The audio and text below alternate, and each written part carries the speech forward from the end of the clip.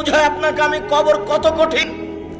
রাসূল সাল্লাল্লাহু আলাইহি ওয়াসাল্লাম বলেন, যখন তাকে কবরে জিজ্ঞাসা করা হবে দ্বীন সম্পর্কে, মুহাম্মদ সাল্লাল্লাহু আলাইহি সাল্লাম সম্পর্কে, ইসলাম সম্পর্কে, সে যদি উত্তর দিতে না পারে, ইয়াদরিবু জারবাতান, এত জোরে তাকে ফেরেশতা মারবেন, ইয়াসিহু সাইহাতান, সে বাপরে মারে করে চিৎকার করবে, ইয়াসমু মা বাইনাল মাশরিক ওয়াল মাগরিব ইল্লা সাকালাইন, সারা পৃথিবীর জীবজন্তু, কীটপতঙ্গ, পদার্থ, জড় পদার্থ সব কিছু তার চিৎকার শুনতে পাবে, মানুষ আর জিন শুনতে পাবে না।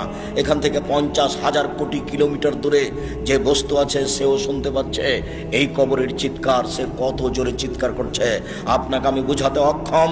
মুহাম্মদ সাল্লাল্লাহু আলাইহি ওয়াসাল্লাম বলেছেন, যে মারে সে চোখে দেখে না, যে মারে সে কানে শুনে না, যে মারে সে ফেরেশতা, তার রং বিভিন্ন ধরনের, কালো নীল, ভিন্ন ধরনের রং, চোখে দেখে না, কানে শুনে না, কোথায় মারছে আর চিৎকার যে করছে ও শুনতে পায় না, যার কারণে তার মারার গতির পরিবর্তন হয় না। মারে যে সে পুলিশ নয়, মারে যে সে মানুষ নয়, সে খায় না, পেশাব করে না, তার সংসার নাই, তার বিবাহ শাদী নেই, তিনি হচ্ছেন ফেরেশতা। প্রথম বাড়িও যেমন, শেষ বাড়িও তেমন, এইভাবে তাকে মারতে থাকবে বিচারের দিন পর্যন্ত। রাসূল সাল্লাল্লাহু আলাইহি সাল্লাম বলেন, যে লাঠি দিয়ে মারা হয়, যে হাতুড় দিয়ে মারা হয়, সেই হাতুড় যদি পাহাড়ের উপরে মারা হয় তাহলে ফায়াসির তুরাব, সেটা পাথর হয়ে যাবে, ধুলা হয়ে যাবে, একবারে খান খান হয়ে। পাহাড়ের উপরে মারা হলে পাহাড় ধুলা হয়ে